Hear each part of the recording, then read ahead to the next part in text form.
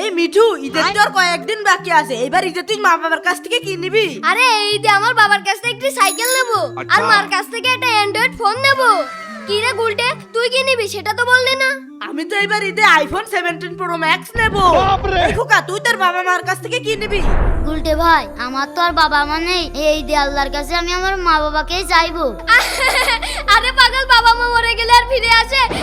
বাবা মা দেবে পাগল। পাগল কি বলে? এই গুলটে, টিফিনে ঘুমটা পড়ে গেল, চল আমরা খেয়ে আসি। ঠিক আছে চল, ক্যান্টিনে গিয়ে খেয়ে আসি। আচ্ছা ঠিক আছে চল। চল চল, আজকে ক্যান্টিনে গিয়ে পিৎজা খাবো। হ্যাঁ হ্যাঁ চল। আরে আমারও তো ক্ষুধা লেগেছে, আমি তো কিছু নিয়ে আসিনি। যাই, আমি বাড়ি থেকে ঘুরে আসি।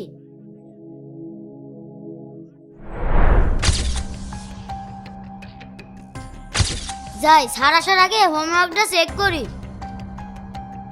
আরে এ কি? খোকা, তোমার বাবা মা সব সময় তোমার সাথেই আছে।